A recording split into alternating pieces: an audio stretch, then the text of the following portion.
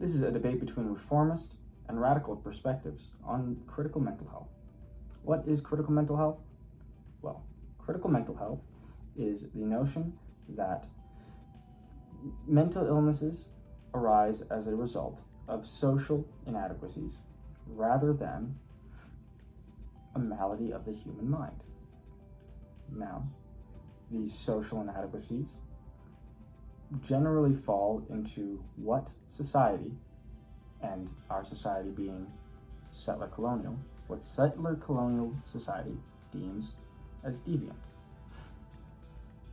On the radical perspective is Ricky the Radical. Reformist perspective is Robbie the Reformist. Now, who are the key actors in this issue? Well, first and foremost, there's the colonizer and the colonized. The colonizer sets social norms that the colonized must adhere to, and if the colonized deviate from these social norms, they are labeled as deviant. My position calls for the abolition of psychiatry as a practice.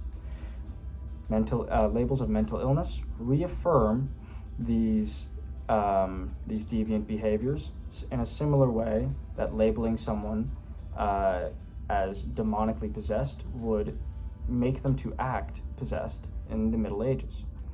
My second point is that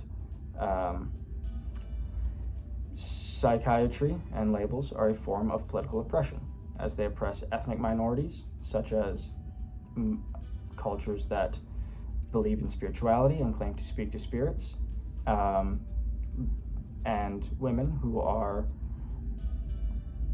diagnosed as mentally ill far more often than men.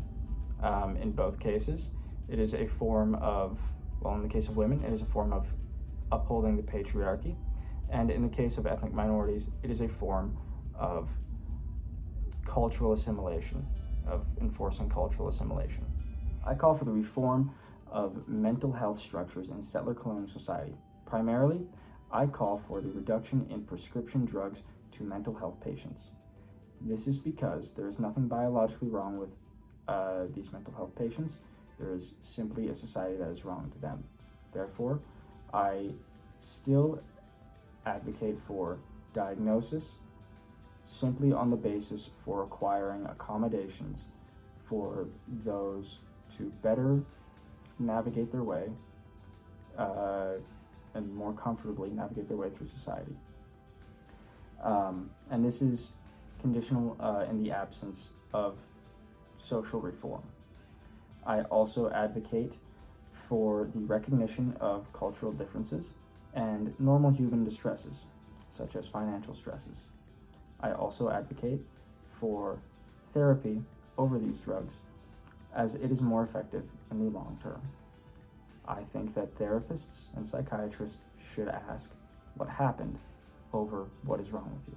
In conclusion, it is more likely that the reformist approach will take place, as the radical approach requires a complete dismantling of how society treats mental illness, and it also calls for complete social reform, as it is the society itself that causes these mental illnesses.